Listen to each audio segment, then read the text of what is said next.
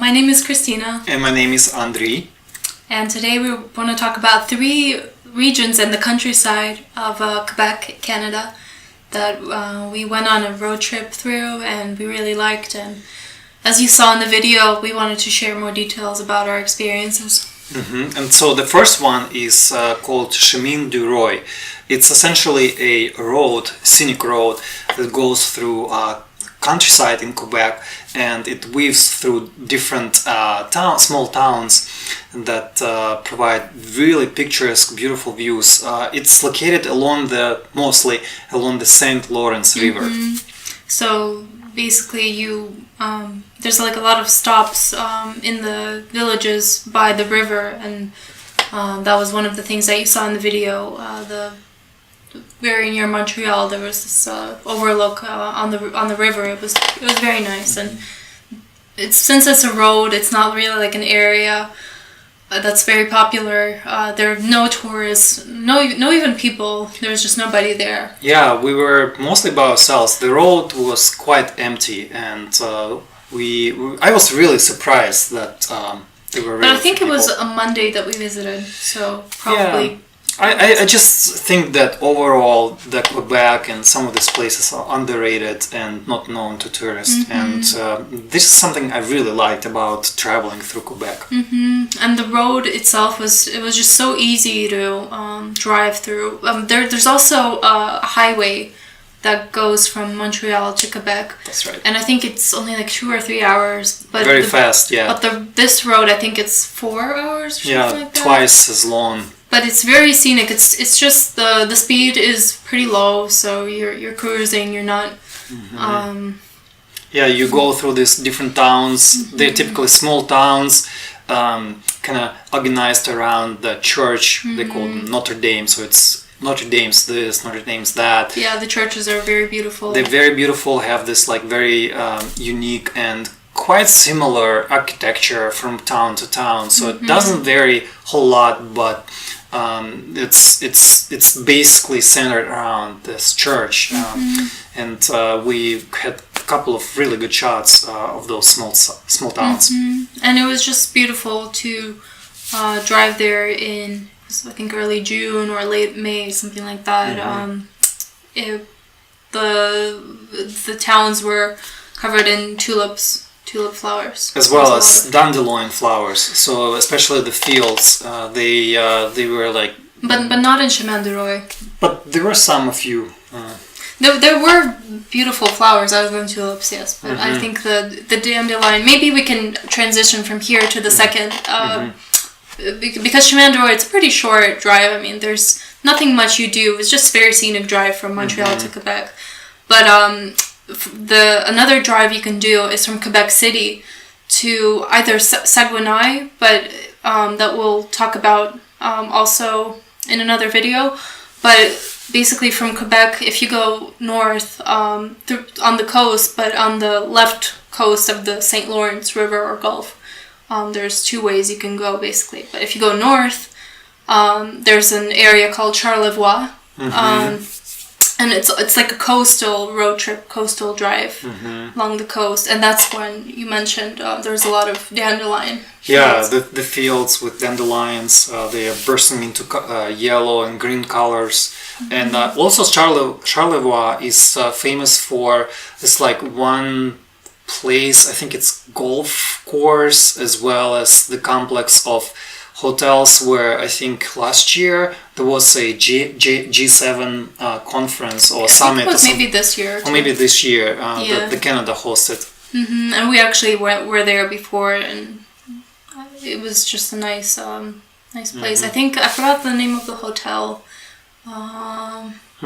We'll have it. It's also the hotel that owns Frontenac in Quebec City. Oh. Yeah, I think. But it doesn't matter. It's just famous hotel, but it has nice views. So maybe we can talk about more of the places we saw on the coast while driving. So there were like the small fishing villages. Oh yeah, that's right. Yeah, so we made frequent stops and just went. There were these parking areas where you had access to the bank of the St. Lawrence River with overlooks, which were very beautiful. And especially the Charlevoix had very dramatic view on the coast. And I think when we were driving to Saguenay, we started to see this like dramatic cliffs that drop into so that basically the bank of the St. Lawrence River starts to change to more like cliffs. Yeah, and that's when. So basically, if you go north from Quebec City, if you just drive along the coast, you reach the Saguenay River, or it's also a fjord actually. It's one of the longest, I think, fjords in the world. But anyways, you drive and you reach that river, and it's like a famous place. You can go whale watching. That's right. But we actually didn't go there. We we took a turn left and we drove to Saguenay, That's which the is the city, city. yeah.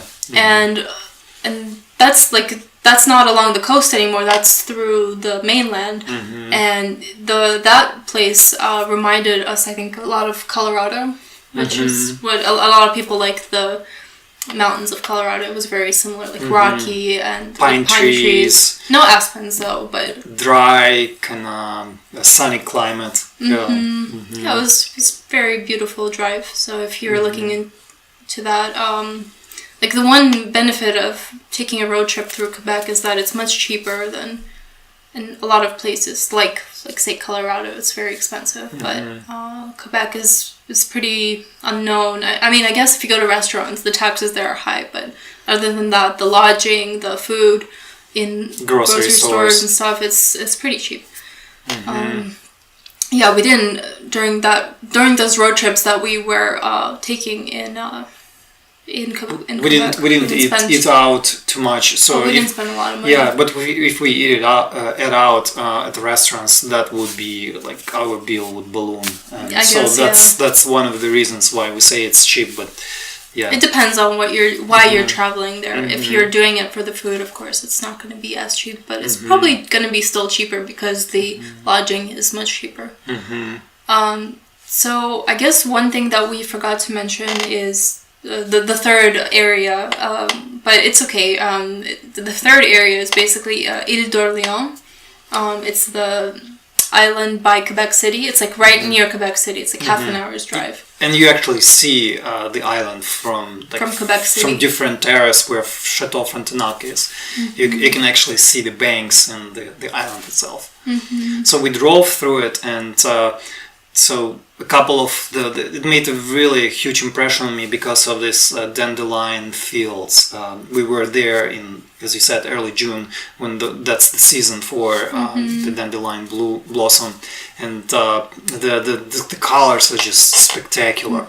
And another thing that I also noticed a lot is that the island it's a huge agricultural supply for nearby towns, and actually Quebec province itself. They grow a lot of stuff there. There's lots of farms. I would say probably it's farming more than 90% of that island economy. And you could visit, I think, the farms. There's a lot of